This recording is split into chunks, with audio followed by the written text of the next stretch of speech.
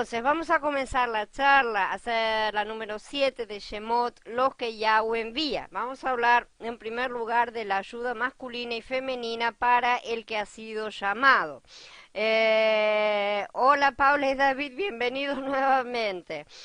El relato acerca del llamado que Elohim hizo a Moshe es el más complejo realmente en todas las escrituras. El llamamiento es el más detallado de todos.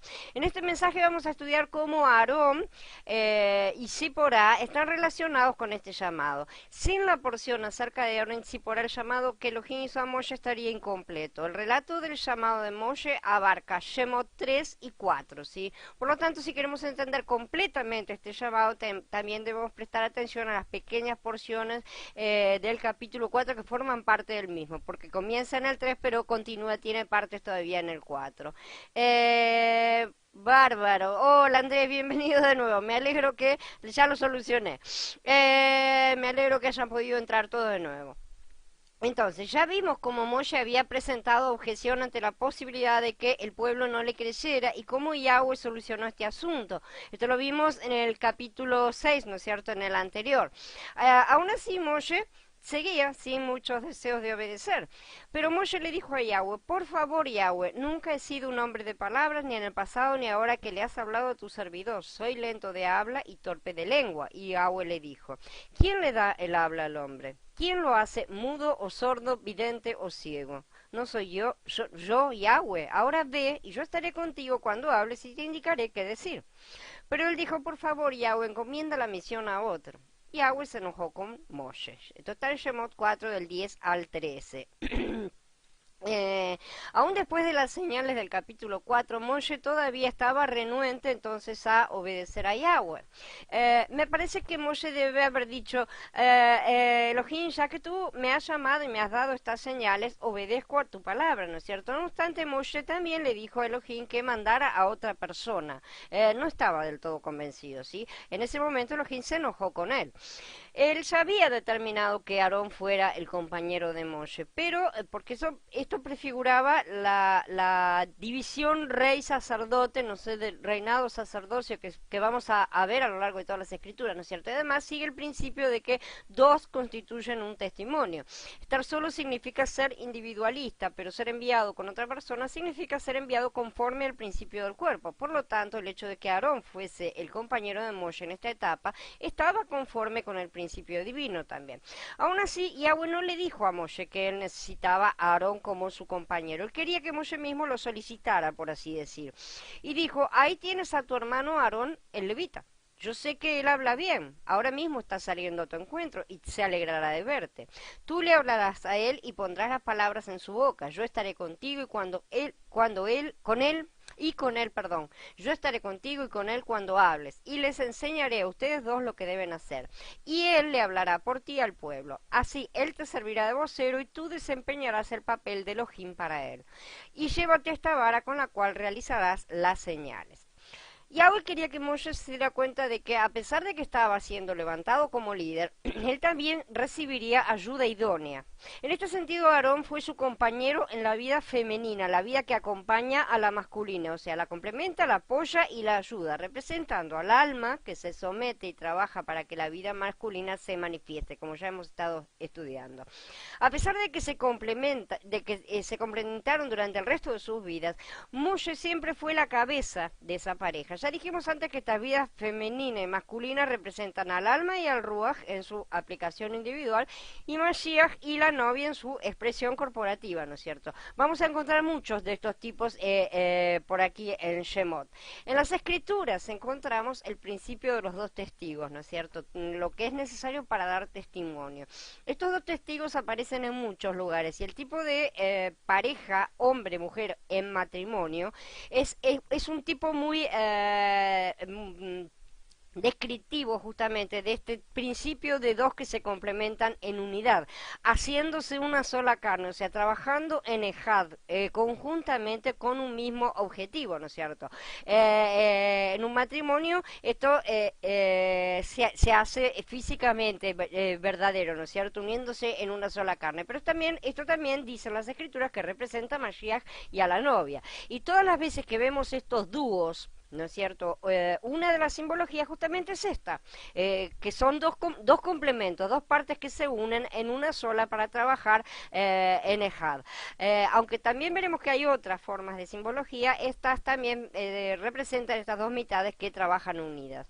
De manera que Moshe sería el intermediario de Yahshua y Aarón sería su portavoz, ¿no es cierto? Haciéndose complementarios y extensiones al mismo tiempo. Moshe sería la extensión de Yahweh y Aarón sería la extensión de Moshe, ¿no es cierto? Esto corresponde con la funcionalidad en el ámbito espiritual. Aquellos que Yahweh envía se convierten en sus extensiones, ¿no es cierto? Es como que Él los extiende, ¿no es cierto? Pero están conectados con Él, porque Él los envía, ¿sí? Y así también dicen las Escrituras que Mashiach, por ejemplo, es su brazo, es decir, su extensión en la función de cumplir y ejecutar sus órdenes. Cuando existe esta relación de enviado, de haber sido enviado por Yahweh, se establece una especie de conexión invisible, una conexión espiritual, ¿sí? En la cual la persona enviada queda ligada al que la envía, como extensión del mismo. En el caso de los humanos o de los malajines, esta conexión es temporal, ¿no es cierto? Y dura por el tiempo que Yahweh determina. Pero en el caso del Hijo, esta conexión es eterna, ya que el Hijo, como engendrado, es parte del Padre y sale de él. Yahweh sabía de todas las trabas que Moshe levantaría, ciertamente, todas las objeciones que colocaría. Por eso también movió a Aarón a que saliera a buscar a Moshe. Este fue un encuentro importante. Yahweh le dijo a Aarón, ve a recibir a Moshe al desierto. Él fue y lo encontró en el monte de Elohim y lo besó.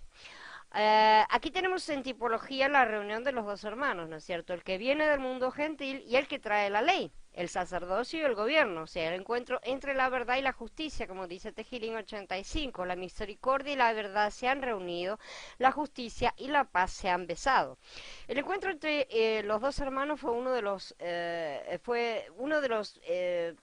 el cual los dos mundos diferentes se complementaron en uno solo, o sea, se unen como una sola carne, ¿no es cierto? Uno simboliza la bondad, la misericordia del sacerdocio que conecta a los pecadores con el Creador, ¿no es cierto? Y el otro representa la verdad y la justicia, que son reflejos de la Torá.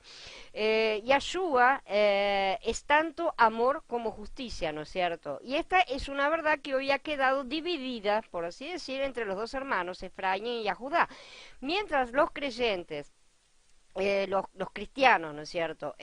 Afirman la gracia, ¿no es cierto? Los judíos viven para la justicia. Cada uno ha quedado como guardián, por así decir, de una de estas partes. Finalmente, y gloria demos al Padre por eso, el Hijo vendrá a completar lo que comenzó, unirá las dos varas en su mano y la justicia y la gracia se besarán de nuevo como debe ser.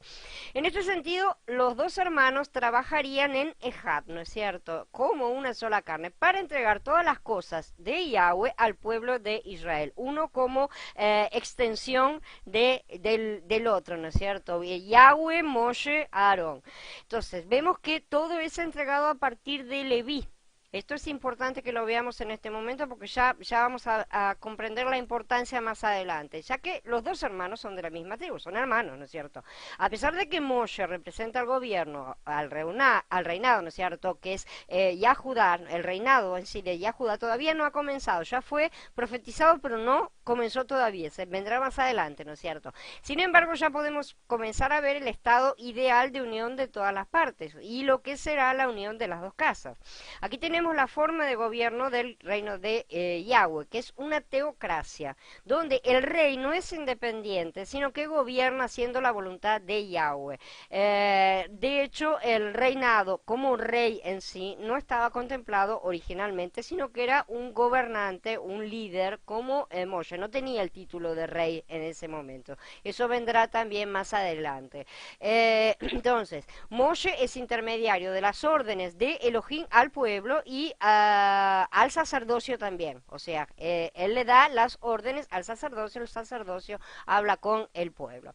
Más adelante el pueblo pedirá ser como todas las naciones, ¿no es cierto? Y van a rechazar el gobierno de Yahweh y él permitirá que tengan un rey, lo cual conducirá a la división del reino, a tener reyes buenos y malos, los que obedecen el gobierno de Yahweh y los que no, ¿no es cierto? Y así se cumplirían las profecías de Jacob, El cetro sería entregado a Judá y el sacerdocio permanecería con Leví, que nosotros acá vemos claramente que son el tercero y el cuarto hijo, ¿no es cierto? Los otros dos han sido eliminados de la línea, ¿no es cierto?, de recibir estas responsabilidades.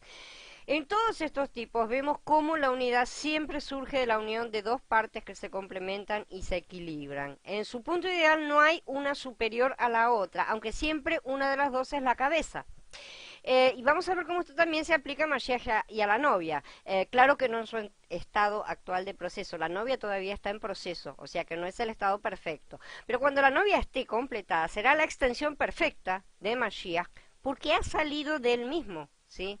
Por ese motivo va a ser perfecta también. En ese sentido, serán exactamente iguales, ¿sí? De la misma manera en que Mashiach es uno con el Padre, porque la novia va a haber sido edificada a imagen y semejanza de Mashiach, y Mashiach es imagen y semejanza porque es la manifestación de la gloria de Yahweh, ¿sí? Es imagen y semejanza de Yahweh. De la misma forma, esa es la extensión, ¿no es cierto?, que tenemos de las cosas. La novia va a ser exactamente igual en imagen y semejanza, y al mismo tiempo son iguales, pero no son lo mismo. La novia no es Mashiach, así como Mashiach no es no es Yahweh. Para comprender esta sutileza, ¿no es cierto?, que estamos explicando acerca de que son lo mismo, pero son diferentes, debemos comprender ciertas verdades al respecto de la lectura de las escrituras. Una de las reglas en la metodología de la Torah es que cuando se mencionan dos nombres consecutivamente, el primero mencionado es más importante que el segundo, ¿sí? Pero ¿qué pasa si ninguno de los dos es realmente más importante que el otro?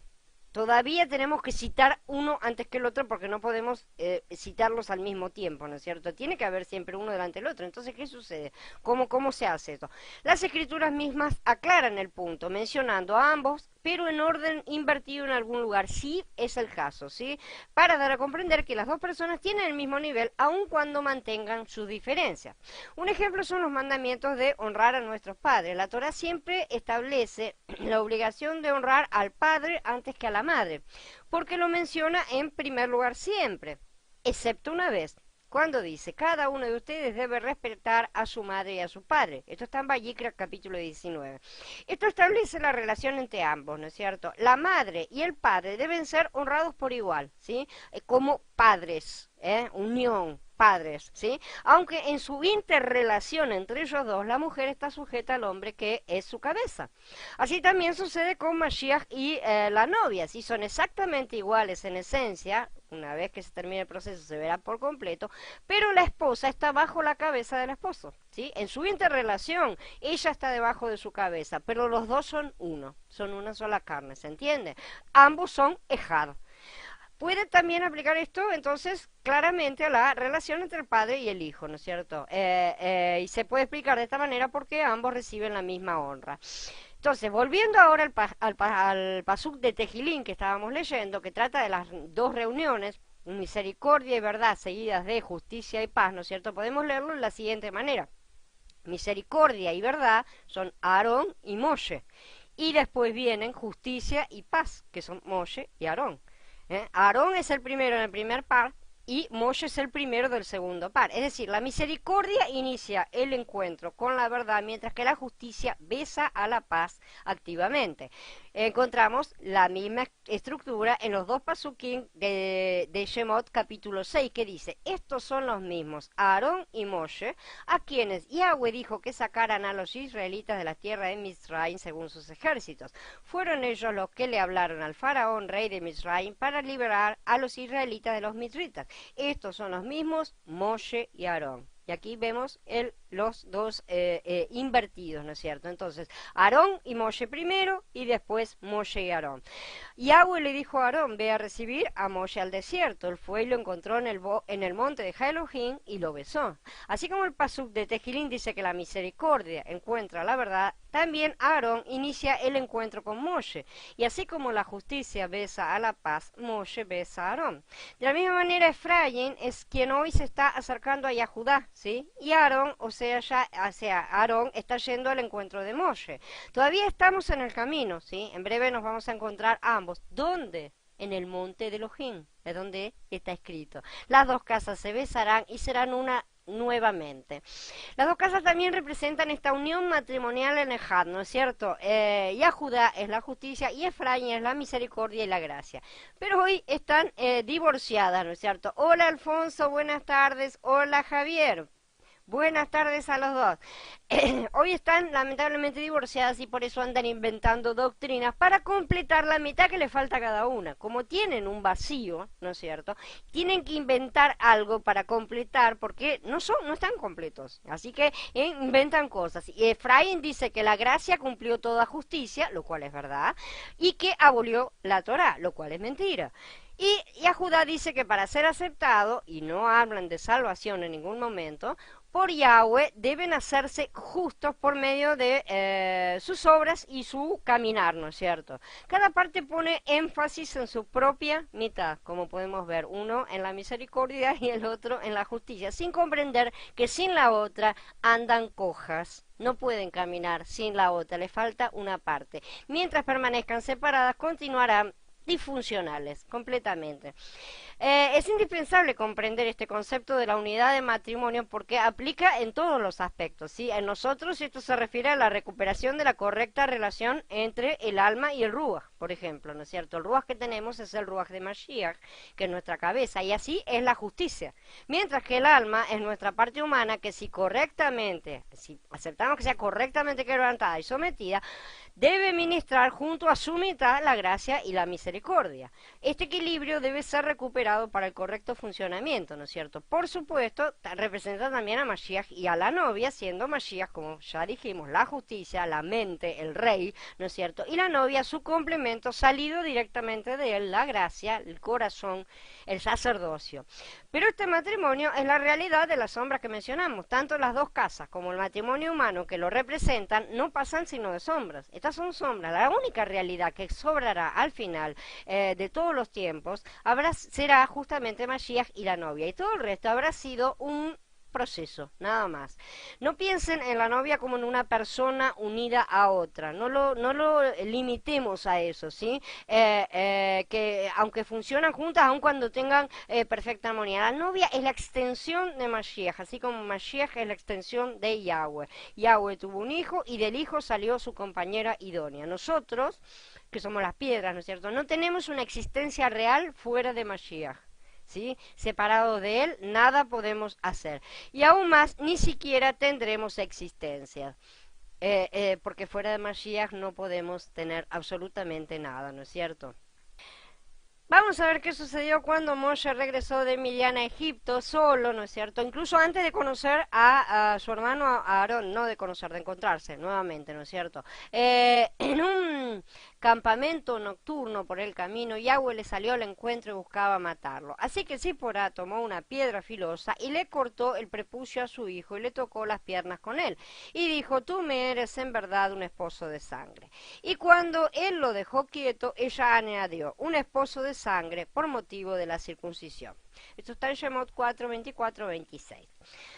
Pocos relatos bíblicos resultan tan extraños como este. Un momento antes, Elohim estuvo convenciendo a Moshe para que aceptara la misión de liberar al pueblo de Israel, asegurándole que él mismo lo acompañaría, ¿no es cierto? Y ahora quiere matarlo sin ninguna explicación. Parece bastante confuso y es una de esas cosas que los ateos utilizan, ¿no es cierto?, para llamar a Yahweh de divinidad bipolar, ¿no es cierto?, por momentos tierno y cariñoso y enseguida furioso y agresivo. Pero estas son las cosas que justamente tienen su explicación y es nuestra ignorancia lo que nos evita entenderlo. ¿Por qué Elohim quiso acabar con la vida de Moshe? Los eruditos desde hace años vienen examinando este texto y en su mayoría han concluido que se trata de una antigua leyenda, hoy conservada fuera de contexto y de manera muy fragmentada, por lo que es imposible entender su significado. Esa es la explicación que dan los eruditos. Entonces, lo que resulta interesante es que los sabios a sus propios ojos es que su orgullo y su soberbia les impide dar una simple respuesta como no sé. ¿Tá? Y un no sé, basta, no. No, esto ya está tan así que nadie lo puede entender. Eso es lo que están diciendo con su propuesta, ¿no es cierto?, de que se trata de una leyenda y siempre terminan desacreditando la palabra en vez de decir no sé. Ellos tienen que inventar algo. Si este tipo de explicación no explica nada, solamente justifica su ignorancia como algo que no pueden evitar. Sin embargo, es poco probable que en la Torá se haya incluido un relato incomprensible y sin mayor sentido. Más aún, el episodio tiene lugar en el transcurso de un viaje muy importante, hecho por un hombre muy importante y en una de las etapas más importantes de su carrera. Por lo tanto, el autor bíblico, que es el mismo protagonista, porque nosotros creemos que Moshe es el autor de estas, de toda la Torá, ¿sí? Y no que son cosas que han sido escritas por sacerdotes muchos siglos después. Por eso es que los eruditos concluyen que son leyendas perdidas y sacadas de contexto, sino que Moshe justamente debió haber tenido una muy buena razón para incluirlo. Nosotros podemos encontrar algunas pistas para descubrir su sentido. Vamos a tratar de entender entonces este relato. La primera cuestión que hay que resolver es a quién pretende matar Yahweh, ¿sí? Porque la narración es bastante ambigua. Dice que quiso darle muerte, pero según el contexto puede referirse a Moshe o a su hijo, porque no está relacionado con un nombre de forma directa. La mayoría de los estudiosos suponen que se refiere a Moshe y que la razón fue porque él no estaba circuncidado y por lo tanto su hijo tampoco. Elohim se enojó por ello y intentó acabar con su vida cuando viajaba a Egipto. Entonces Sephora, siguen diciendo estos intérpretes, tomó deprisa a su hijo, lo circuncidó y con su prepucio tocó el sexo de Moshe, manchándolo de sangre como si hubiera circuncidado a su marido. Esta es la interpretación más común que van a encontrar en todas partes, ¿sí?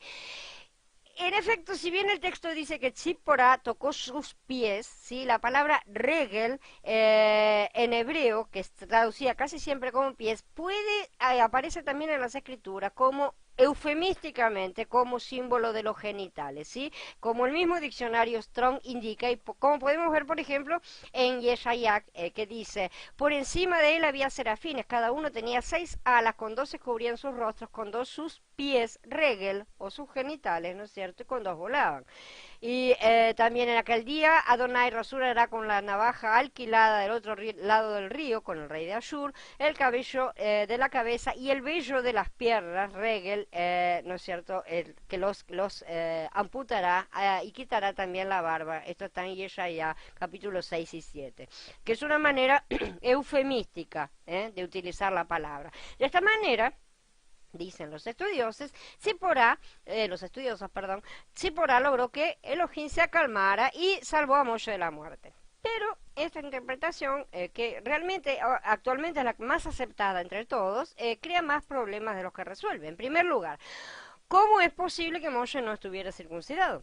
¿Sí? Según Shemot, al nacer, los padres biológicos lo tuvieron durante 3 meses, ¿sí? Tiempo más que suficiente para haberlo circuncidado en el 8º día, como debía corresponder, porque todos ellos estaban esperando la salvación de Yahweh, todos ellos en ese sentido sabían cuáles eran las reglas, ¿sí? Así que tuvieron tiempo de sobra para circuncidarlo y respetar este precepto sagrado para los hebreos, ¿no es cierto?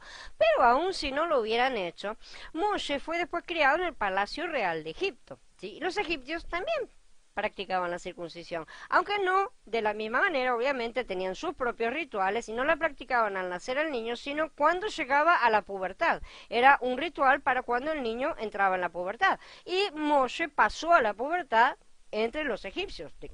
Lo habrían circuncidado según su costumbre, ya que él fue criado como príncipe egipcio.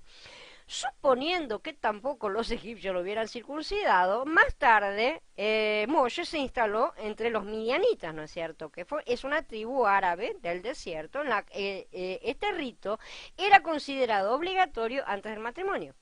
De manera que resulta imposible decir que Moshe no estaba circuncidado, ya sea al nacer entre los hebreos, al llegar a la adolescencia entre los egipcios o al casarse entre los midianitas, ¿sí? De alguna forma él ya debería estar circuncidado. Pero imaginemos todavía sí que a Moshe le falta la circuncisión. ¿Por qué entonces Zipporá soluciona el problema circuncidando al hijo? Los que defienden esta explicación sostienen que si hubiera circuncidado a Moshe, este habría quedado dolorido e incapacitado para continuar su viaje y cumplir con su misión, ¿no es cierto? Por eso dice que ella prefirió circuncidar a Gershom y tocar con su prepucio los genitales de Moshe, realizando así una circuncisión vicaria, o sea, sustituta, ¿no es cierto? Esta explicación resulta básicamente absurda, ¿sí? Ya que jamás ha existido en Israel una circuncisión vicaria. No es posible, cada uno debe ser circuncidado en sí mismo, en su propia carne. No sirve la circuncisión del padre para el hijo, no existe eso. Más aún, esta expresión es un concepto completamente contradictorio, ¿sí? Porque la circuncisión es un pacto personal. Es intransferible de un israelita a otro. Nadie podía circuncidarse por otro. No existe ese concepto. Así que esta explicación es bastante retorcida. Si Sipora circuncidó a Gershón, solamente podía ser debido a que era Gershón el que no estaba circuncidado y no Moshe. Esto nos lleva a una primera conclusión. Moshe sí ya estaba circuncidado y el texto relata simplemente la circuncisión del hijo, el cual sí no estaba circuncidado porque lo fue en ese momento. Pero entonces vamos a otra pregunta. ¿Por qué Elohim decidió atacar y dar muerte a Moshe? Llegamos así a la segunda conclusión. El objeto de la agresión divina, cuando dice darle muerte, también era Gershom y no Moshe. Estas dos conclusiones firmes, es decir, que el atacado fue el niño y que la razón fue porque no estaba circuncidado, plantea a su vez otros interrogantes que debemos resolver, ¿no es cierto? ¿Por qué Moshe quiso matarlo si en las escrituras el castigo por no estar circuncidado era la expulsión de la comunidad y no la muerte? ¿Sí? ¿Y por qué Elohim esperó a que entraran en Egipto para atacarlo, en vez de hacerlo antes del viaje, ¿no es cierto? O cuando estaban viviendo en Midian mismo. ¿Por qué Sipora tocó con el prepucio ensangrentado los genitales de Moshe si Moshe ya estaba circuncidado, no tenía nada que ver con nada? ¿Por qué fue ella quien circuncidó, si esta es una tarea masculina? ¿Y qué quiso decir con la expresión, tú eres para mí un esposo de sangre? Y, en cierto, la pregunta más importante de todas, ¿por qué contó Moshe este episodio de su propia vida? Para resolver todos estos enigmas, porque este punto es bastante controversial, vamos a recurrir a la pista que el propio Moshe nos ha dejado, ¿no es cierto? El contexto del relato. En los pasuquín inmediatamente anteriores, Elohim ordena a Moshe lo siguiente. Entonces le dirás al faraón, así dice Yahweh, Israel es mi hijo primogénito. Yo te he dicho que dejes ir a mi hijo para que me adore, pero has rehusado dejarlo ir. Ahora destruiré a tu hijo primogénito. Esto está en Shemot 4, 22 y 23. Es decir, antes de que Moshe emprenda el viaje, Elohim le informa que piensa mandar contra Egipto un castigo muy grande, más tarde conocido como la 10ª plaga, ¿verdad? El castigo consistía en que el día fijado a la medianoche Elohim pasaría por el país matando a los primogénitos de cada familia que vivía en Misraim, tanto egipcia como extranjera. Esto lo veremos en Shemot en el capítulo 11, ¿no es cierto? Los únicos que se salvarían serían los niños israelitas, porque Yahweh sabe distinguir entre los hijos de Egipto y los hijos de Israel. Entonces, aún antes de comenzar, siquiera antes de entrar en Egipto mismo, Yahweh anuncia la última plaga. Ya fue anunciada de antemano el final, ¿no es cierto?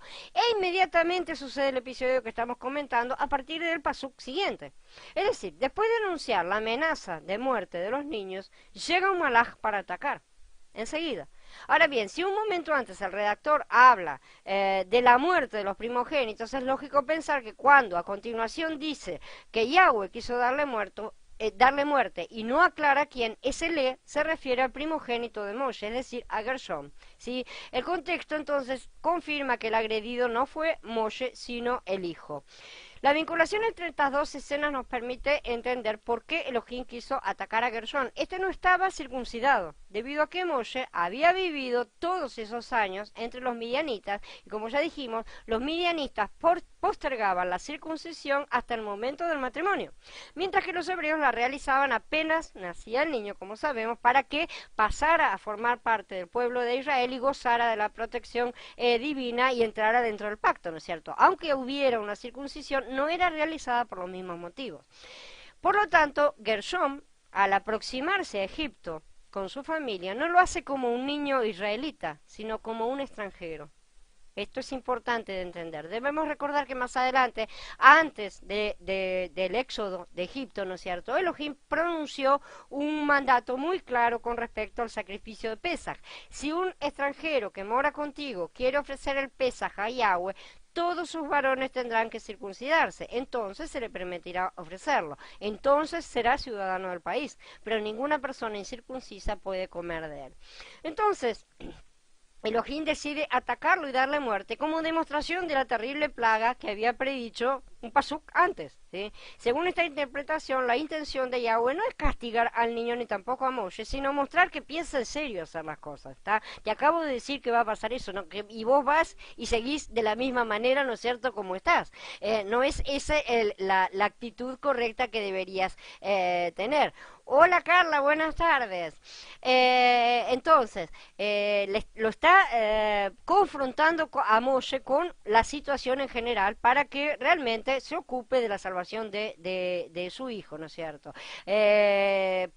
Para que lo salve. Si Gershon no hubiera sido circuncidado, en el momento de la plaga tampoco habría sido salvo. Porque dice, y si algún varón que no esté circuncidado se niega a circuncidar la carne de su prepucio, esa persona será cortada de su raza, ha quebrantado mi alianza.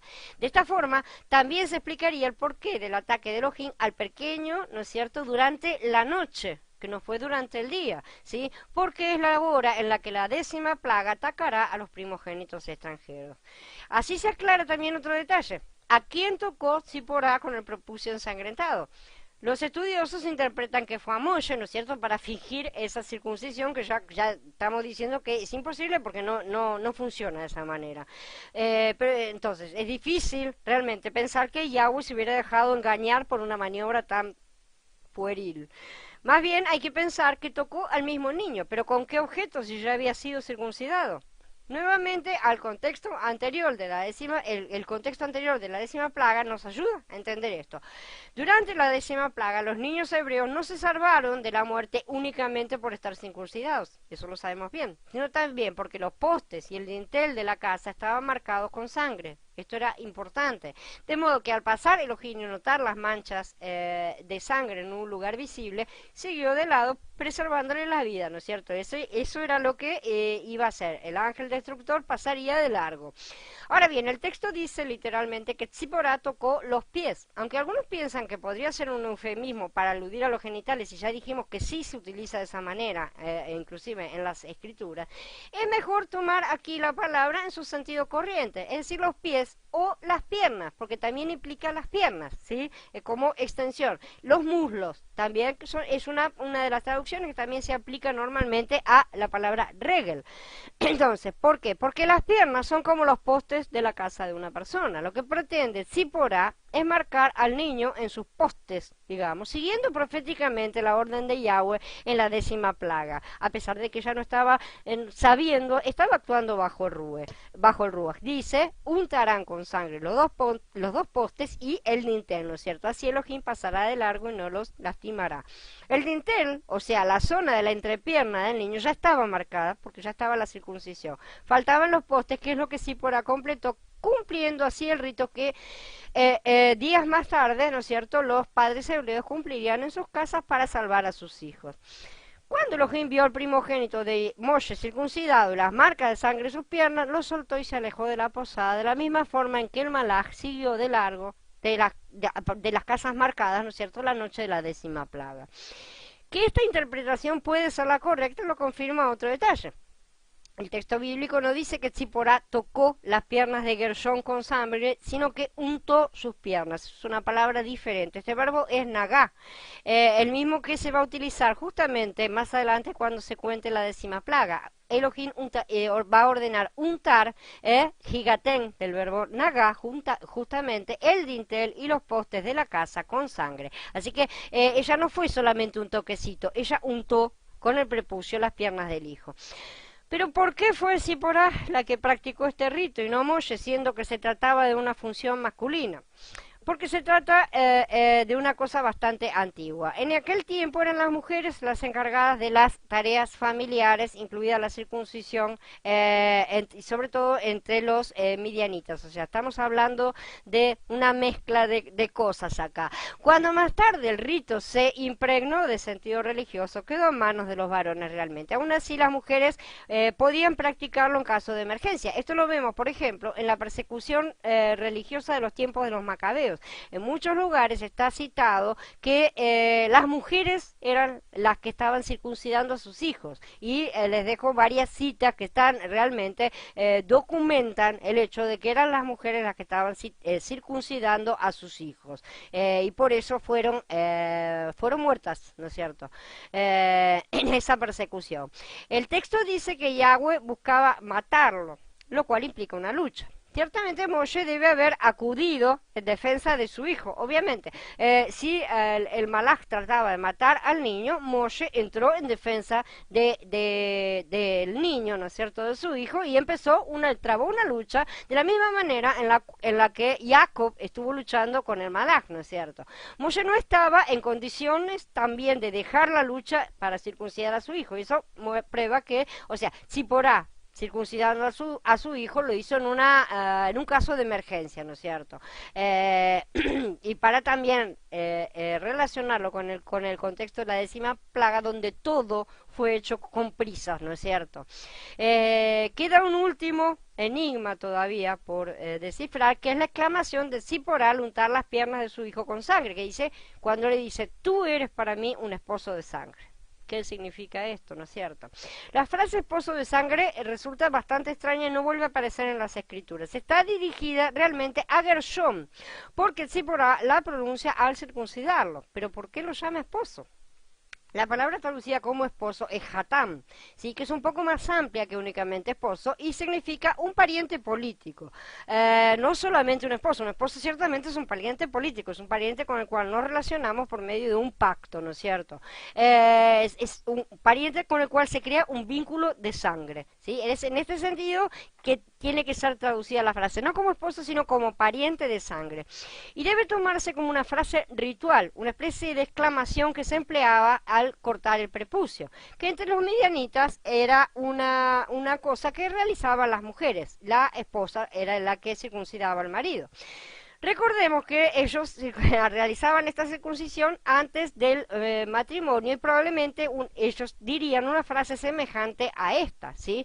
Que con probabilidad, aunque no está comprobado del todo, era realizado por la esposa. De manera que cuando ella circuncida a su hijo, lo declara pariente de sangre, no esposo de sangre, sino pariente de sangre, porque también la palabra puede abarcar mucho más, ¿no es cierto? Indicaba que el niño, que hasta ese momento estaba identificado como un extraño, como un extranjero por su falta de circuncisión, ahora adquiría un nuevo parentesco con los padres, el de miembro del pueblo de Israel. Zipporá estaba aquí uniendo las dos costumbres, o sea, la que ella conocía de su pueblo, obviamente no podía realizar una circuncisión con reglas hebreas porque no sabía ni cómo se hacía, con la del pueblo de su marido. Se estaba uniendo las dos cosas. En su comprensión lo declara pariente de sangre.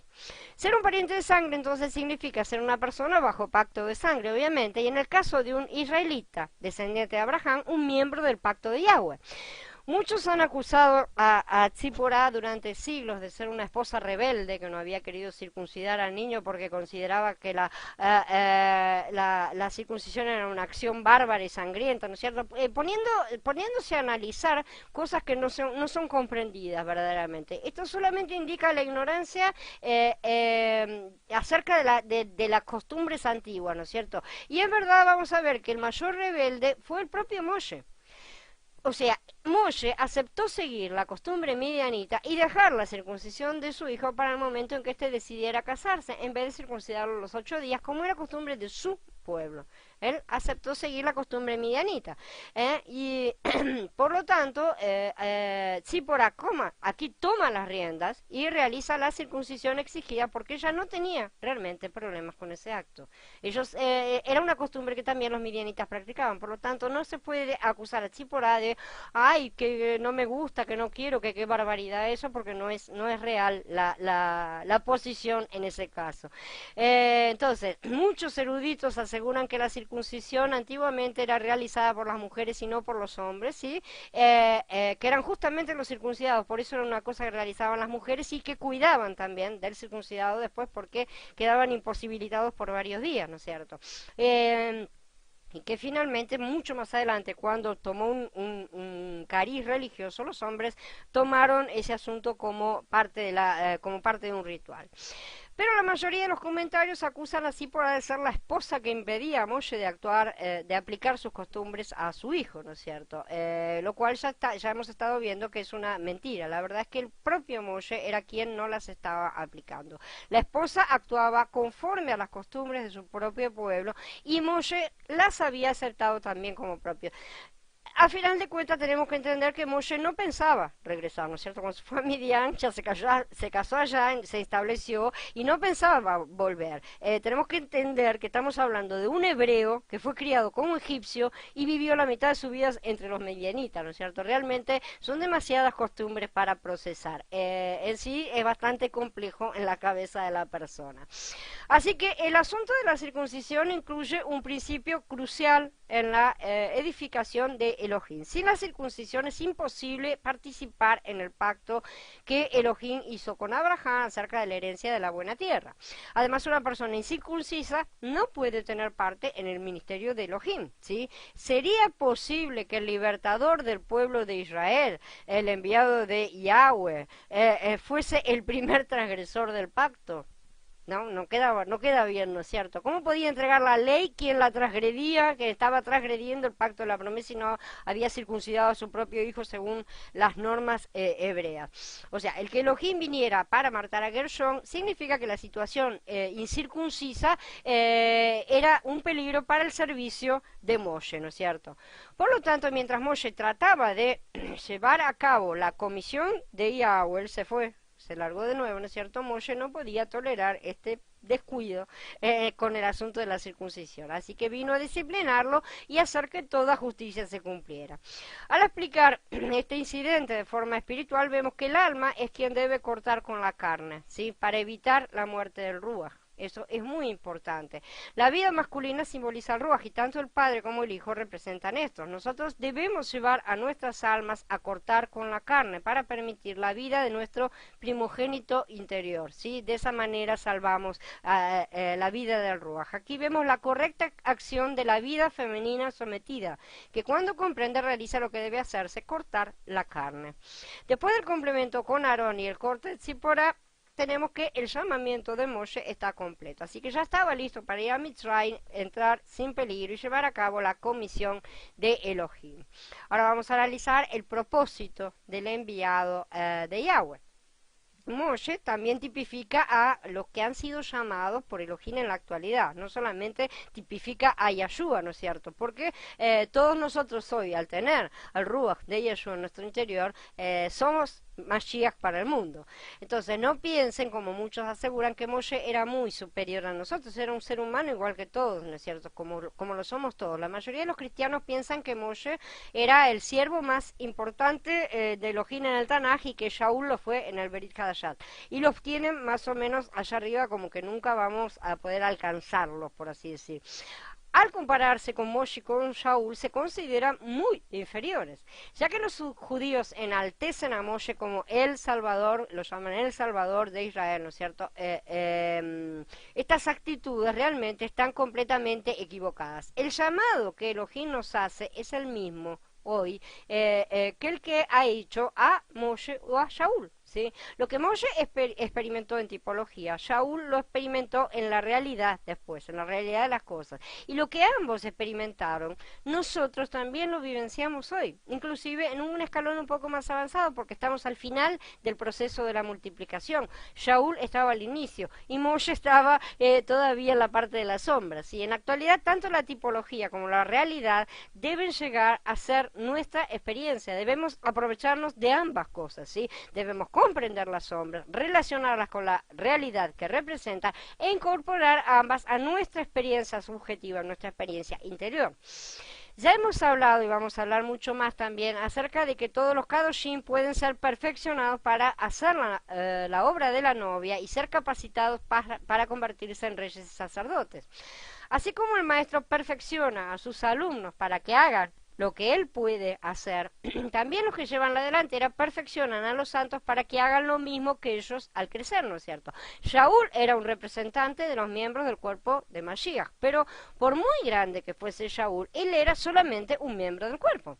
En principio, todos los demás miembros deben ser capaces, llegar a ser capaces, ¿no es cierto?, de hacer lo que él hacía. Y si hay tan pocos Shaúles y Moshes, es por la deficiencia del resto, el no seguir a fondo el camino de que ellos dejaron mostrado, ¿no es cierto? No porque hayan sido especiales. Ahí está la deficiencia. No está la culpa en el que avanzó más que los demás, sino en el que no avanza tanto como ellos. Esto indica que todos los miembros deben ser llamados, o sea, todos los son como fueron llamados Shaul y Moshe, y que deben avanzar como ellos avanzaron, ¿sí? Por esta razón, todos debemos comprender el propósito real del llamado de Elohim. En primer lugar, fue llamado para liberar al pueblo, ¿sí? En primer lugar es liberar a su pueblo de la usurpación, la tiranía del faraón y de Egipto. Faraón tipificaba, ¿no es cierto?, a Hasatán, y Mitzrayim tipifica al mundo, como ya sabemos. Así como Faraón gobernaba Mitzrayim, así también Hasatán es el príncipe de este mundo. Elohim sigue queriendo liberar a su pueblo escogido de las manos usurpadoras de Hasatán y de la tiranía del mundo. Como los que hemos sido llamados por Elohim, necesitamos entender claramente lo que es el mundo, y Yahweh se esfuerza bastante para que lo veamos completamente. Hola Jorge, buenas tardes. Entonces, el mundo no es solamente una fuente de deleite, ¿sí?, sino el lugar de la tiranía. Tiene una apariencia de deleite, pero por debajo es un lugar de tiranía. En el mundo Hasatán mantiene al pueblo escogido de Elohim, a los que están destinados a cumplir el propósito de Elohim, bajo su mano usurpadora. Él ha usurpado realmente. Cada aspecto del mundo es una forma de tiranía. En Shemot, Faraón mantuvo a los hijos de Israel bajo la tiranía del trabajo forzado, ¿sí?, la esclavitud. El mismo principio opera hoy en día. Mientras la gente trabaja, sufre bajo diferentes formas de tiranía. Aún hasta el tener que conducir el automóvil propio que tenemos, ¿no es cierto?, por largo tiempo para llegar al trabajo en una autopista congestionada, constituye una forma de tiranía, aunque no lo puedan ver en primer lugar. Y sin embargo, forma parte de las presiones que el sistema ejerce para mantener a todo el mundo bajo una tensión que los hace maleables, ¿no es cierto? Entonces, eso es sumamente importante. Todo malestar es presión para disminuir la fuerza de reacción de la gente. Solamente cuando comprendemos esto, podemos ver la realidad de que unos pocos controlen a millares y millones. ¿Sí? Son pocos. Las presiones debilitan la resistencia y aumentan el miedo. Del mismo modo, la competencia por la promoción y la inseguridad de perder el empleo, ¿no es cierto?, también son formas de tiranía. ¿Sí? Mismo así, todo aquel que no trabaja para Faraón en el mundo no recibe la provisión del Nilo. Y ese es el problema, y ese es la zanahoria delante del burro. Para ganarse el sustento en el mundo, el pueblo escogido de Elohim debe servir bajo la tiranía de Faraón, porque Faraón es el dueño de Egipto, del mundo. Pero inclusive hay muchas otras acciones que muchos no consideran como esclavitud. Al contrario, las consideran como libertad. Y eso es parte del engaño, ¿no es cierto? Sin ver a la serpiente que se esconde detrás de ellas.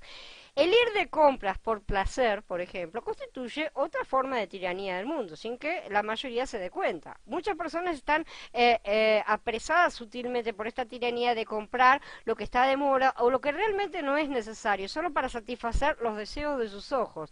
Eh, Porque somos bombardeados por las vidrieras y la publicidad, realmente. Muchos se disculpan diciendo que no tienen tiempo, por ejemplo, para orar y leer las escrituras, pero siempre tienen tiempo para el celular, la TV u otras actividades similares. Ese es otro tipo de tiranía. Esto indica que aún las cosas que consideramos como nuestros derechos, vengo cansado del trabajo, me quiero sentar un rato a complétenlo con lo que sea, ¿no es cierto? Y que esas son mentiras que nos hacen creer que somos libres porque ahora podemos disfrutar porque hemos ganado eso con el esfuerzo y el sudor de nuestra frente. Son todas mentiras, ¿sí? No nos están mostrando claramente que estamos siendo esclavizados a nuestra propia carne. A Satán lo que le interesa justamente es que continuemos esclavizados a nuestra carne. ¿Qué dice nuestra carne? Estoy cansado, ahora quiero darme placeres. Eso es la carne hablando. Y Satán la estimula. Todas estas cosas son formas de la tiranía del sistema. Hay muchísimas como podemos ver. Estas son las más evidentes nada más. Es fácil predicar a la gente, ¿no es cierto? Pero es muy difícil sacarlos de la usurpación y de la tiranía de Hasatán y del mundo. Como veremos, Moshe no predicó a los hijos de Israel, ¿sí? Pero él fue capaz de rescatarlos de Faraón. Él no fue a predicar a los hijos, fue a sacarlos y la confrontación fue entre Yahweh y Faraón. En la actualidad nosotros también debemos tener la autoridad de sacar al pueblo de Elohim de las manos usurpadoras de Hasatán, aunque no quieran, porque la verdad es que en el fondo ninguno quiere.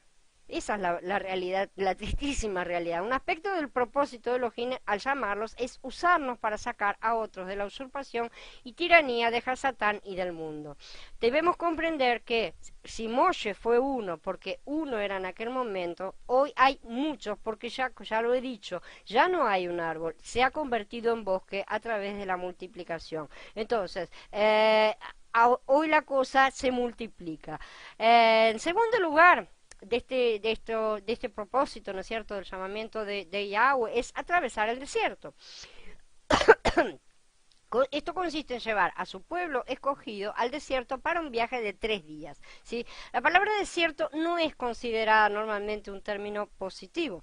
Muchos creen que es el lugar de las tentaciones, ¿no es cierto?, y lo hacen asumir así un aspecto negativo, ¿sí? Como un lugar que se debe atravesar bajo la mano del maligno que nos está presionando, ¿no es cierto? Pero esta no es la correcta interpretación, esta es la visión que el alma tiene de este tipo de situaciones, ¿cierto? Porque le desagradan y le dan miedo. Pero en el Pasuk, en el capítulo 3, se usa de una manera positiva realmente, porque aquí el desierto es el lugar donde se expone al mundo, ¿sí? El desierto no es únicamente un lugar de tentaciones, es más que eso, es mucho más, es el lugar donde se expone lo que tenemos dentro. Las tentaciones no son cosas así para decir, te las pongo para que te caigas. No es eso una tentación.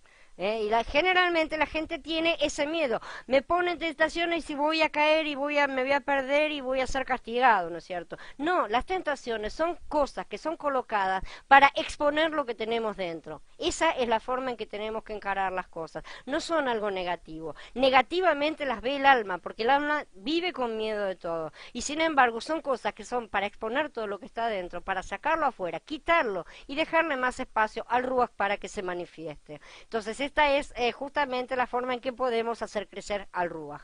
Ciertamente el desierto contiene las tentaciones, son parte del desierto, sí, están ahí las tentaciones, pero son las que exponen nuestros deseos internos, así como la Torah justamente exponía toda la ley, ¿no es cierto?, que está contenida en la Torah, exponía toda la maldad, todos los pecados, porque los mostraba. De la misma manera, las tentaciones exponen lo que tenemos dentro.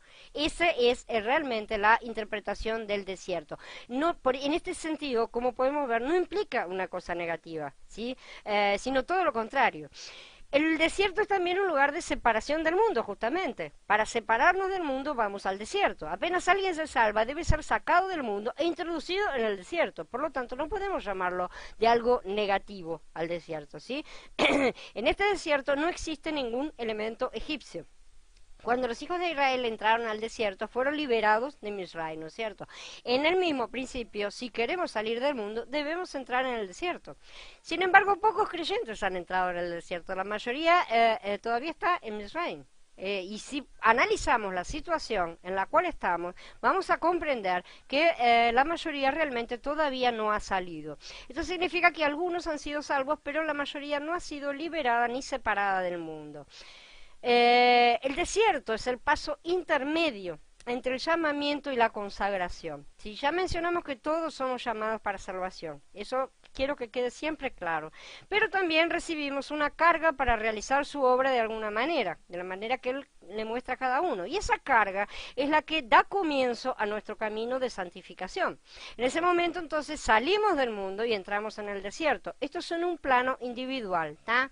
Entonces debemos dejar atrás al mundo y atravesar el desierto, donde no debemos caer nosotros, ¿sí? Nosotros no caemos en el desierto como cayó aquella vieja generación. ¿Qué sería esa vieja generación sino nuestro viejo hombre? Es el viejo hombre el que tiene que caer en el desierto. Para eso es expuesto en toda su maldad, en toda su corrupción, en todo su deseo de quedarse en el mundo, de quedarse en Egipto, en sus reclamos de queremos comer carne, las cebollas y los puerros, todas esas cosas que vivíamos tan bien en Egipto, eran esclavos y estaban llorando, pero no importa, ¿no es cierto? Ese es el viejo hombre, eso es lo que tiene que caer de nosotros en el desierto. Aquí es donde vamos a ser confrontados con las tentaciones, ¿no es cierto? Para que sea expuesto todo lo que tenemos dentro, ¿sí? Para que entreguemos tanto nuestras virtudes como nuestros defectos y los recibamos en resurrección. Cuando era joven, que estaba sumergida en el mundo, ¿no es cierto?, como tanto, yo tenía muchas ambiciones acerca de mi futuro, o sea, todo estaba planificado en función de lo que el sistema ofrecía para cualquier persona, ¿no es cierto?, y yo era uno más entre todos. Pero cuando fui salva, no solo fui salva del lago de fuego, que eso es la salvación completa, ¿no es cierto?, sino que también fui salva del mundo, de esta parte de camino hasta hasta el lago de fuego, ¿no es cierto? También fui salva de la presión del mundo. Cuando finalmente entré en el desierto, todos mis elementos mundanos fueron siendo apartados de mí, a través de tentaciones y situaciones. No son solamente tentaciones, son también muchas situaciones en las que el Padre nos va colocando para que enfrentemos las cosas y nos demos cuenta de cuánto todavía tenemos de Egipto en el desierto, cuánto nos hemos llevado con nosotros, ¿no es cierto? Como los israelitas yo me quejé durante muchos años, ¿no es cierto? Me la pasé quejándome como todo, ¿no sé? Sin darme cuenta siquiera del paralelo, no lo veía para nada, ¿sí? De hecho, no me parecía que hubiera salido del mundo porque lo cargaba, lo llevaba conmigo misma, ¿no es cierto? Pero de a poco él fue haciendo caer las partes que debían quedar en el desierto, o sea, la vieja generación que debía morir y que no puede salir de ninguna manera del desierto para entrar en la buena tierra, el viejo hombre. Esto implica nuestra profunda transformación, nuestro camino de santificación. Y espero que ahora visualicen que el camino de santificación tiene muchas etapas, ¿sí? Que atravesar el desierto es solamente la primera de esas etapas. Quien no atraviesa el desierto hasta el final y sale del desierto, no entra en la tierra prometida. Eso está después. Entonces muchos han sido enseñados que ya son reyes y sacerdotes, que ya entraron en la tierra prometida, que ya está, listo. Aceptaste Mashiach, ya está. Pero no es así. Hay un camino intermedio, ¿sí? La verdad, muchos ni siquiera han salido del desierto, otros ni siquiera han entrado al desierto, ¿sí? Continúan tan almáticos como cuando estaban muertos y se engañan a sí mismos de esa manera. Aun cuando hayamos pasado por esa etapa, ¿no es cierto?, por la etapa del desierto, todavía deberemos cruzar el río, entrar en la buena tierra y será todo maravilloso. No, tenemos que entrar a luchar contra las tribus que están ahí y despojarlas. O sea que no es tan simple la cosa como la simplifica el cristianismo mayormente. El camino es largo y contiene muchas batallas y la mayoría no ha luchado casi ninguna. Y esa es la realidad porque el cristianismo no nos prepara para eso. todos nosotros que venimos de ahí, sabemos perfectamente que no hemos sido preparados para luchar esas cosas, sino que se nos ha prometido, se nos ha convencido de que ya somos dueños y que ya las tenemos y que tenemos que vivir como si ya las tuviéramos para que se materialicen. Si aprieto suficientemente los ojos, se van a materializar. Y las cosas no son así, por eso vivimos de derrota en derrota en vez de de victoria en victoria. En el desierto no se luchan las batallas, ¿sí? La guerra es contra uno mismo. La guerra es contra nosotros mismos, ¿sí? Contra el viejo yo. Ni siquiera eso ha vencido la mayoría. Entonces nunca jamás podrán encarar a las bestias que vienen, las fieras que están en la buena tierra, ¿sí? De esta manera no se consigue ser soldados en el ejército de Yahweh para lograr conquistas, porque no consiguen siquiera conquistar la propia carne. Así que debemos orar para que Elohim nos conceda no solo atravesar el desierto, sino que nos capacite para ser enviados a sacar a sus hijos del mundo, a introducirlos en el desierto por su vez, ¿sí? Porque todos estamos destinados a seguir con esta rueda, para que finalmente lleguemos a convertirnos en parte del ejército de Yahweh. No olvidemos que una de las características de la novia es ser guerrero, como vimos en uno de los capítulos de la serie de la novia y el cuerpo de Mashiach. Según el capítulo 3, 18, Shemot 18, ¿no es cierto? Dice Moshe y los ancianos debían decirle al rey de Misraim lo siguiente: Yahweh, el Elohim de los hebreos, se manifestó a nosotros. Ahora pues déjennos ir a una distancia de 3 días al desierto a sacrificar para Yahweh nuestro Elohim. En las Escrituras 3 días representan la resurrección, ¿no es cierto? Una salvación perfecta y completa debe involucrar un viaje de 3 días, es decir, un viaje de resurrección. Nuestra predicación de la Besorá debe contener el poder de la resurrección. Sin embargo, nuestra predicación de la Besorá hoy en día carece de impacto, y eso es una realidad. La gente puede escuchar nuestra predicación y hasta arrepentirse y recibir a Mashiach, ¿no es cierto? Y aún permanecen en sus tumbas en Mitzrayim, entonces no estamos siendo muy efectivos. Además del hecho de que generalmente los mismos predicadores todavía están en Mitzrayim, ¿no es cierto? Entonces, bueno, no se puede sacar a nadie cuando se sigue dando el mal ejemplo, por así decir. Debemos tener el poder de resurrección en nuestra predicación para que los demás sean levantados efectivamente de sus tumbas y sean llevados al desierto para un viaje de 3 días. Este viaje es representado por el bautismo. Todo creyente de Mashiach debe ser bautizado para dar testimonio de que está dejando al mundo y entrando en otra esfera en resurrección. Debemos orar también entonces para que nuestro ministerio de la palabra tenga impacto. No queremos dar solamente conocimiento a la gente, eso es completamente superficial. Al contrario, deseamos que algo de nuestra predicación toque sus corazones y los motive a dejar al mundo, a viajar al desierto en resurrección para poder llegar a ser útiles en las manos del Padre. Pero únicamente quienes ya han atravesado antes el desierto, y Moshe ya lo había atravesado 40 años antes, pueden pasar a la segunda etapa y ser enviados a sacar a otros de Mitzrayim. Tercer punto del propósito, el llamado de Elohim, consiste en adorar en el monte de Elohim. Dice: cuando hayas liberado al pueblo de Mitzrayim, adorarán a Elohim en este monte. Entonces, este propósito consiste en llevar a su pueblo al monte de Elohim, donde pueden servirle y ofrecerle sacrificios.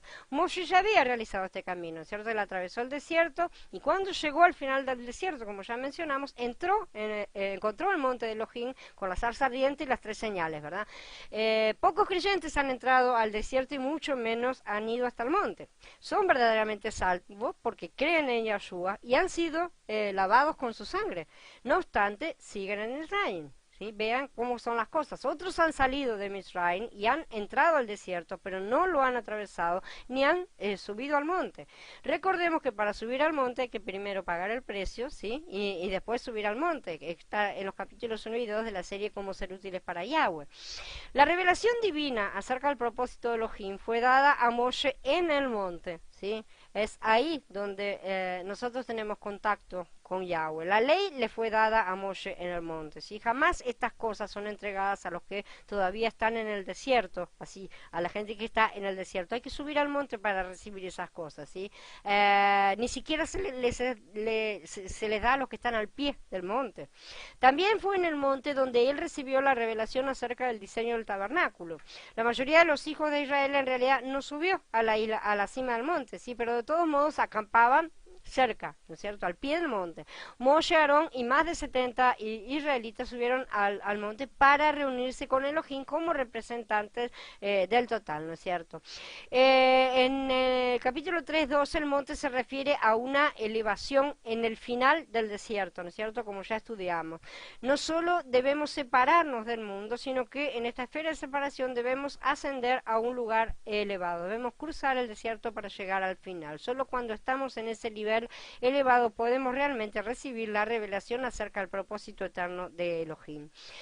Algunos predicadores son elocuentes y tienen mucho conocimiento, ¿sí? Pero su predicación no tiene impacto sobre la vida de las personas. Y después de escuchar sus mensajes seguimos en la misma esfera y atmósfera que antes. La única diferencia es que hemos adquirido probablemente alguna nueva información. No obstante, la predicación de uno que ha sido llamado es diferente, porque ministra a Yahweh. Después de oír a una persona que ha sido llamada a predicar la palabra de Elohim, los verdaderos llamados no pueden seguir siendo iguales. No pueden seguir de la misma manera, porque se trata de una administración de ruaj a ruaj.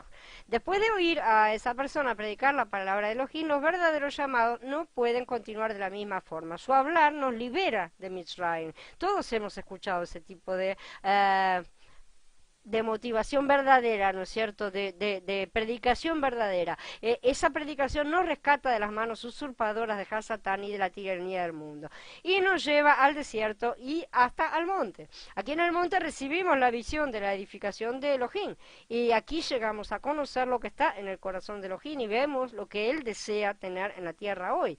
Así que veamos y comprendamos todo lo que debemos atravesar si queremos llegar a comprender, a visualizar siquiera el verdadero propósito de Yahweh, que es la edificación de su casa. Y percibamos cómo tantos pretenden entenderlo cuando aún no han salido siquiera de Egipto. ¿Será que pueden tener todo el conocimiento de todas estas cosas cuando en su propia vida no han realizado el camino que Yahweh dice es obligatorio? Ahí están muchos de los puntos. Es necesario salir de Mitzrayim, atravesar el desierto, llegar al monte, subir a él y recibir los planos de construcción para que podamos comenzar a tomar parte de la obra de Yahweh. La cuestión es, ¿dónde estamos nosotros? Nos damos cuenta de que Él desea tener un pueblo que camine conforme a sus estatutos y que le edifique un tabernáculo para que Él more entre ellos. Y el cuarto punto es justamente el construir un tabernáculo o el Ohel Moed, ¿no es cierto? Para que sea la morada de Elohim en la tierra. Esto se verá en el capítulo 25, ¿no es cierto? Lo vamos a estudiar. La visión y la construcción del Ohel Moed ocupan casi la mitad de este libro de Shemot, ¿sí? Ocupa gran parte, ¿no es cierto? Moshe recibió la visión en el monte y en el monte fue instruido a cómo debía levantar el Ohel Moed. La edificación del Ohel Moed no es una tarea individual, sino corporativa. Todo el pueblo colaboró en su construcción y así también debemos hoy entender que la construcción del Ohel Moed actual, la novia viva, ¿no es cierto?, aunque se realiza con las piedras vivas individuales, que somos pequeños tabernáculos, ¿sí?, es una construcción corporativa, no es individual, no se puede construir nada, no se puede edificar nada con una sola piedra, y que además esta construcción comienza en el desierto. No podemos excusarnos diciendo, bueno, yo no participo porque todavía estoy en el desierto, así que estoy haciendo labrado, ¿sí? Cuando Yahweh termine, me junto. No, no es así. La construcción comienza en el desierto, el tabernáculo comienza a ser construido en el desierto, ¿sí? Muchos utilizan este tipo de justificativa para permanecer en el individualismo y la separación, y no es permitido. El Ohel Moed es levantado en el desierto porque es una tienda móvil, ¿sí?, que significa que ya en el camino somos edificio. No nos olvidemos que Yahweh ve las cosas que no son como si ya fueran, ¿sí? De momento, el Ohel Moed es temporal, pero finalmente llegaremos a ser una gran ciudad si nos unimos con las otras piedras y trabajamos activamente. Esto se relacionaba con el viaje que iban a hacer los hijos de Israel hacia la meta final, ¿no es cierto?, que consistía en entrar en la buena tierra. Y este es el quinto punto. Si pudiéramos sacar al pueblo de la tiranía del mundo, introducirlo al desierto y llevarlo al monte, para que vean la revelación de la edificación de Elohim y finalmente construyan un Ohel Moed para Elohim, ciertamente quedaríamos bastante satisfechos. Ya sería una maravilla, ¿no es cierto? Si contemplamos la situación actual, esto sería un enorme avance, sin duda alguna. No obstante, con el Ohel Moed todavía no tenemos el edificio sólido, el cual es representado por el templo de Yahezkel. A pesar de que en el medio tenemos el templo de Shlomo, este templo no representa sino la tentativa humana de hacer las cosas de Yahweh en la carne, y no es el templo final, y por eso fue destruido con todo lo que representaba en lo humano, porque debía ser reemplazado por el verdadero. Estas cosas serán estudiadas a fondo en su momento. Debemos aprender a fondo, en primer lugar, acerca del Ohel Moed, o sea, del tabernáculo, que es temporal, ¿no es cierto? Y es nómade. Y no, si no, después no vamos a tener comprensión justamente del templo de Shlomo y mucho menos del de Yahezkel. Por lo tanto, si deseamos alcanzar la última meta del llamado de Elohim, debemos viajar e ir adelante y entrar en la buena tierra. Esa es realmente el final. Toda la historia de los hijos de Israel constituye una tipología, ¿no es cierto? Esta historia incluye Pesaj, el éxodo, el viaje a través del desierto, el deleite del maná, del agua viva, la construcción de los Ohel Moed, la entrada a la buena tierra, la derrota, ¿no es cierto?, de todos los enemigos, el deleite de los ricos productos de la tierra, ¿no es cierto?, todas esas cosas. Al vencer a sus enemigos, los hijos de Israel ganaron el terreno para establecer el reino de Elohim. Finalmente, después de que el reino fue establecido y llegó a ser prevaleciente, el templo entonces fue construido de forma ya fija. Entonces Elohim tenía una morada sólida en la tierra, en el centro de su reino, aunque solo fuera obviamente una sombra. La mayoría de los creyentes presta atención a los tipos como Pesaj y el maná. Eso los hemos estudiado todos y hasta los cristianos nos han enseñado esas cosas. Pero no presta la debida atención a la entrada a la buena tierra, mezclan muchas cosas, al deleite de los productos, de los ricos productos de la tierra, ¿no es cierto?, a la derrota de los enemigos de la tierra, el establecimiento del reino, la edificación de la morada, todas estas cosas son dejadas por secundarias. Por medio de las tipologías, vemos que para estar en el monte, recibir la revelación de Elohim, construir el Ohel Moed como su morada temporal, todo lo que debemos hacer es vivir a Mashiach como el cordero, el pan sin levadura, ¿no es cierto?, el maná y el agua viva. ¿Cuánto vivimos por Mashiach durante el día? Cada uno de nosotros. Para la mayoría, la única vez al día en que viven a Mashiach es cuando oran, ¿no es cierto? Sí, sí oran, porque hay muchos creyentes que sabemos que ni siquiera eso hacen. Dicen que son creyentes, pero ni eso hacen. Después, pero algunos se levantan, ¿no es cierto? Oran a Mashiach, después se despiden de él y dicen, permiso, me voy al mundo. Sí, se van al mundo, se van a trabajar, estudiar, limpiar la casa, mil cosas, ¿no es cierto? Después vuelven, ¿no es cierto? Vuelven a casa cansados, por ejemplo, o están cansados de haber estado trabajando en la casa misma, con muy pocas ganas, a lo mejor oran un poco de nuevo, ¿no es cierto? Y buenas noches, hasta mañana. Pero en cuanto a su tiempo de oración ha terminado el resto del día, ellos están fuera de la buena tierra, porque Mashiach es la buena tierra, ¿sí? Nosotros nos arrepentimos normalmente de fracasos de nuestra conducta, como por ejemplo perder la calma, ¿no? ¿Sí? Pero a lo mejor no sentimos ningún remordimiento al no vivir por Mashiach el resto del día, todo el día. Tenemos el concepto del buen comportamiento, ¿sí? A muchos les interesa vivir en santidad como si fuera, no sé, porque realmente hay veces que no entiendo exactamente qué es lo que creen que les va a dar eso, si algún tipo de aureola o qué exactamente. No es ese buen comportamiento, no nos sirve. Lo que tenemos que vivir no es tener un buen comportamiento, sino vivir a Mashiach, ¿sí? No tenemos el concepto de tomar a Mashiach como nuestra vida y de vivir por él. Y esa es la forma de vivir en santidad. Sin él no podemos hacer nada. La mayoría de nosotros todavía se tiene a sí mismo como su propia persona. Eso es real para todos, ¿sí?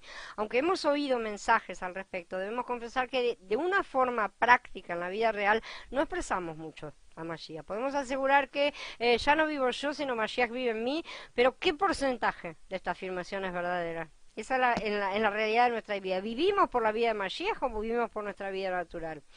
En las reuniones proclamamos que la vida de Mashiach es para nosotros, pero nuestro vivir diario, su vida no es para nosotros, no de manera completa. En la práctica prestamos atención al buen comportamiento, a la fachada, a cómo hacemos las cosas normalmente, y no al vivir por Mashiach. Y de esta manera solamente vamos a obtener un buen comportamiento almático, nada más, ¿sí? Un esfuerzo de la carne, pero no la vida del Ruach, a través del Ruach de Mashiach, ¿no es cierto?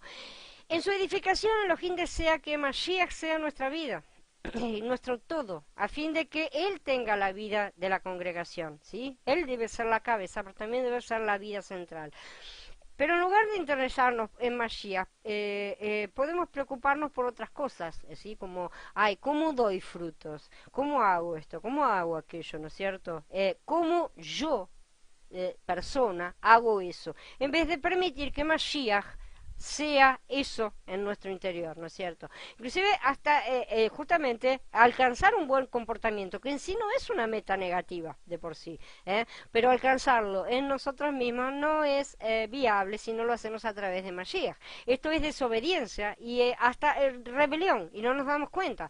Algo que en sí no es negativo, como decía, un buen comportamiento, puede convertirse en muerte si no lo hacemos en Mashiach.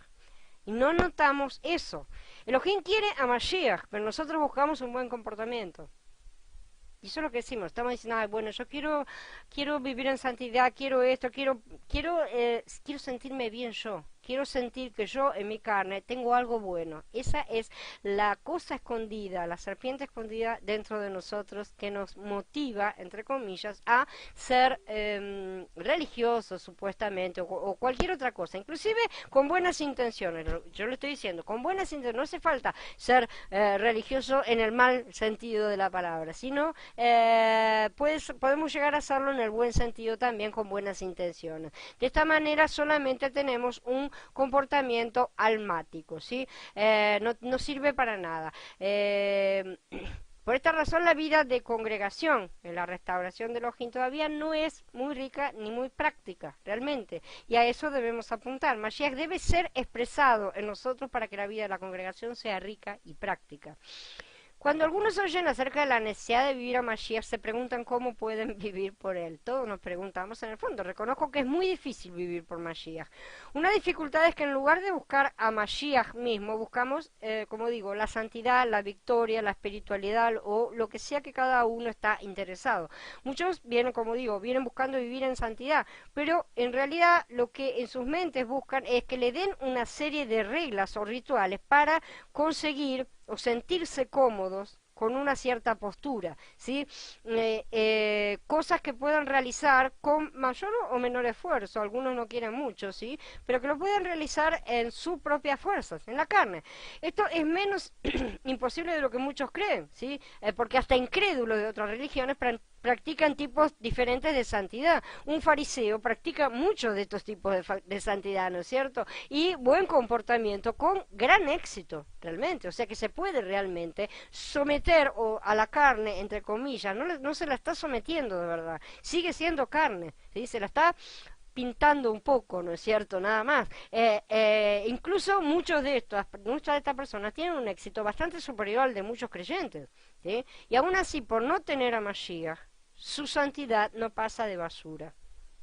También para los que teniendo a Mashiach pretenden establecer una santidad propia a través de obras y rituales muertos, esa santidad no pasa de basura a los ojos de Yahweh, ¿sí? Él únicamente va a aceptar la santidad que viene a través de su Hijo, no hay vuelta, es solo lo que pasa a través de Mashiach, Él es el camino, y esa solamente la alcanzamos cuando vivimos a Mashiach. Por lo tanto, hasta nuestra búsqueda espiritual puede ser una barrera para expresar a Mashiach. Nosotros somos una barrera, es increíble. Nosotros queremos ser santos o victoriosos sobre el pecado, ¿no es cierto?, que está siempre ahí, o sobre cualquier elemento negativo que nos rodea, ¿no es cierto? Además, deseamos ser espirituales, realmente. No obstante, aunque deseamos la santidad, la victoria, la espiritualidad, no deseamos vivir a Mashiach. Ahí nos rebelamos. Matar al yo es lo más difícil para todo santo. Es la más difícil que podemos hacer. Es mucho más difícil que luchar contra los demonios. Ellos son completamente externos. La intención de Elohim consiste en que Mashiach sea constituido dentro de nosotros, ¿sí? Pero nuestra intención consiste en desarrollar nuestra propia santidad y espiritualidad. Y eso lo estamos viendo y lo pueden observarlo todos en todo este movimiento que van a encontrar en internet, ¿no es cierto?, en el cual todos practican cosas con las cuales pretenden hacerse más agradables y siguen pretendiendo que su carne sea aceptada. No están viviendo Mashiach, no sirve de nada. Esta es una rebelión en contra de la edificación de Elohim. Aun cuando tengamos éxito, como ya les digo, incrédulos y fariseos lo han tenido y muy superior al de muchos creyentes, esta santidad o espiritualidad sigue siendo rebelión y arderán como madera y paja estas obras. Cuando yo era una creyente joven, buscaba también la forma de ser espiritual, victoriosa, santa, o sea, buscaba lo mismo que todo el mundo, ¿no es cierto? Llena del Ruach, como tantos hermanos. He leído muchos libros que me enseñaron cómo ser de esta manera o de aquella, ¿no es cierto? Practiqué todas las sugerencias, pero realmente ninguna funcionaba y eso desilusionó bastante. Y muchos creyentes están desilusionados en ese sentido. Todo lo que podía hacer no pasaba de una apariencia poco duradera, podía tener la imagen, pero no se soportaba mucho, ¿sí? Era como ponerme a representar un papel de cine, ¿no es cierto? Actuar una persona que no era yo misma en la vida real. La actuación se venía abajo, ¿sí? Mi yo real acababa manifestándose, la actuación se terminaba, el castillo de naipes que estaba construyendo se venía abajo y no servía nada de nada. Más tarde aprendí que Mashiach mismo es la manera de ser santa, victoriosa y espiritual. Si tenemos a Mashiach, tenemos la santidad, la victoria y la verdadera espiritualidad, y encima no necesitamos esforzarnos, solo necesitamos quedarnos quietos, que es la parte que más nos cuesta, y permitirle ser a través nuestro. Si intentamos por nosotros mismos vencer nuestro mal genio, vamos a ser vencidos, no vamos a conseguirlo nunca, vamos a conseguir hacer fuerza hasta que explote de nuevo, ¿sí? Pero si vivimos a Mashiach, nuestra ira o nuestra falta de paciencia no va a ser un problema para nosotros, realmente no lo es. Es completamente diferente, pero es una forma completamente invertida de encarar las cosas. El deseo de Elohim consiste en que entremos en la buena tierra, ¿sí? Y Mashiach es nuestra buena tierra. Así que debemos ser motivados a fin de seguir adelante y superar todas las etapas previas hasta entrar en la buena tierra, trabajar en ella y disfrutar de sus ricos productos. Elohim solo quiere a Mashiach. Él no quiere nuestro celo, nuestro buen comportamiento y nuestra ética. No nos olvidemos. Deseo señalar una vez más que el propósito del llamado de Elohim no consiste solamente en sacar a su pueblo de Misraim para llevarlo al desierto y al monte de Elohim. Si así fuera, se habrían instalado allí y habrían seguido viviendo ahí, ¿no es cierto? Tampoco consiste en edificar el Ohel Moed en el desierto. Son todas etapas para el paso final, ¿sí? Si así fuera, habrían levantado un edificio y no habrían construido un tabernáculo móvil.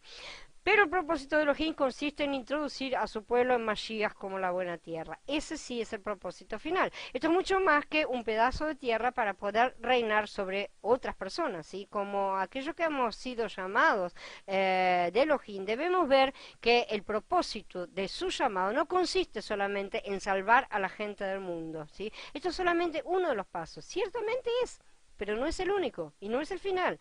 Finalmente, el propósito de su llamado consiste en introducir a su pueblo en la buena tierra para que disfruten a Mashiach como aquel que incluye todo. Él es todo. Solamente entonces Elohim podrá establecer su reino. Como dice en Shemot 19, ustedes me serán un reino de sacerdotes y una nación santa. Y nos constituyó en un reino sacerdotes para Yahweh su Padre, a él sea la gloria y el dominio por siempre jamás. En Gilgalut capítulo 1.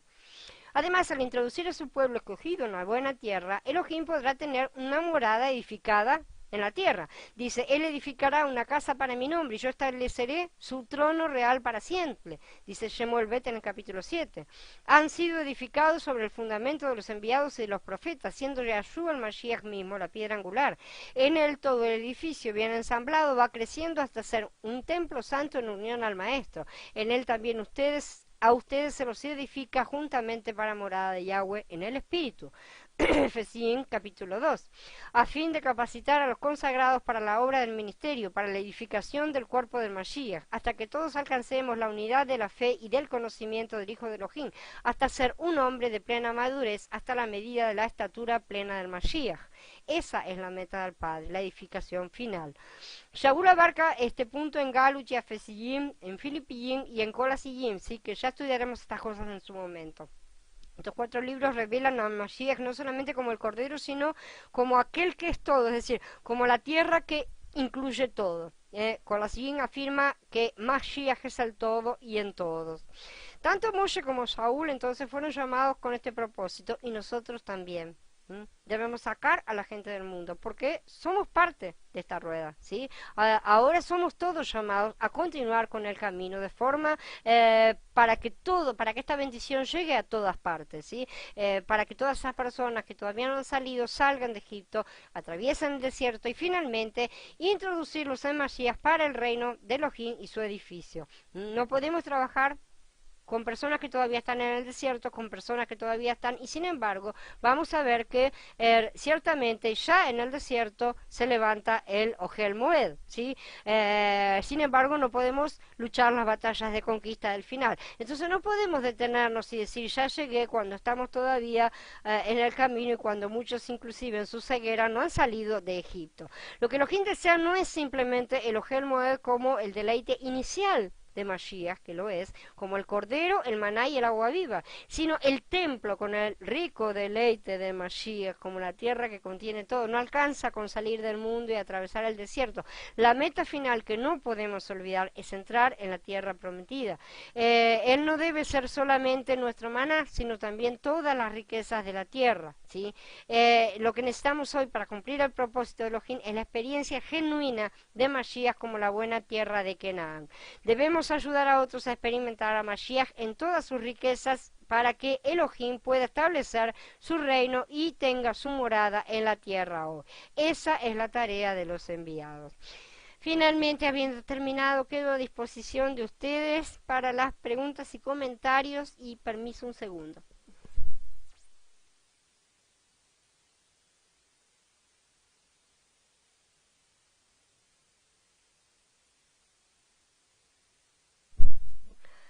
A ver, dice Carla, es verdad, yo también un poco me apegaba a Shaul, más que nada cuando comprendí la interacción entre Alma y Ruach en el Ruach y el pasaje de la cabeza de la mujer, la cabeza de la congregación, lo veo un poco como una especie de héroe. Él fue también, o sea, es una forma de expresión, justamente. Si una persona manifiesta a Mashiach, está bien, ¿no es cierto? Es correcto. Entonces, ¿qué es lo que hace? Viene siendo una especie de héroe. No tiene que ser una especie de héroe. Tiene que ser simplemente la forma en que nosotros mismos tenemos que llegar a caminar. No es más que... ¿sí? Todos debemos caminar como Shaul, como Moshe, como cualquiera de los que consideramos grandes, por así decir, como diciendo, ah, no, pero a él lo llamó, pero a mí no. No es así realmente la cosa.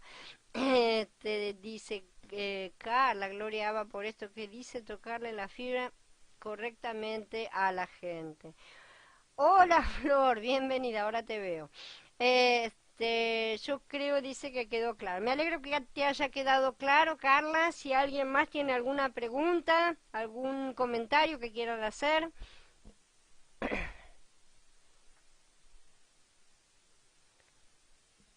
A ver, dice Gaby, ahora se ve un poco más cómo es la circuncisión del corazón, como además cuando Moshe se fue, Aarón quedó solo y accedió a la demanda del pueblo, exactamente, cómo son los placeres de la carne, pero los levitas lo cortaron a la orden de Moshe. Ah, cuando los levitas aceptaron luchar contra los hermanos, ¿no es cierto? Sí. Eh, a ver. Andrés, el no entender estas cosas hace gente religiosa, pero muy buen estudio porque muestra nuestra realidad, nos ayuda a entender la forma en que debemos trabajar. Exactamente, necesitamos encarar las cosas de forma correcta, porque a pesar de que realmente muchas de estas cosas el cristianismo las ha visto, hoy el cristianismo es cualquier cosa, hoy ya no es ni nada, absolutamente, y no practica ninguna de aquellas viejas cosas, se han quedado solamente con una superficialidad barata y torcida en muchos casos. Bendito Yahweh por estas revelaciones, gloria al Padre por eso. Gracias a ustedes por estar acá. ¿Alguien más tiene alguna pregunta?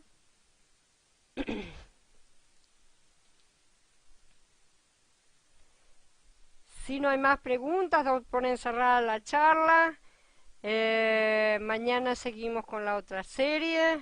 En estos días les voy a estar comentando de alguna novedad, alguna cosa nueva que vamos a estar implementando, porque justamente por eso estamos probando, testando algunas plataformas, algunas cosas para ver qué es lo mejor para funcionar, y en estos días cuando tenga resuelto todo les comento cómo vamos a empezar a probar. Primeramente vamos a empezar a hacer test de prueba para todo, ¿no es cierto?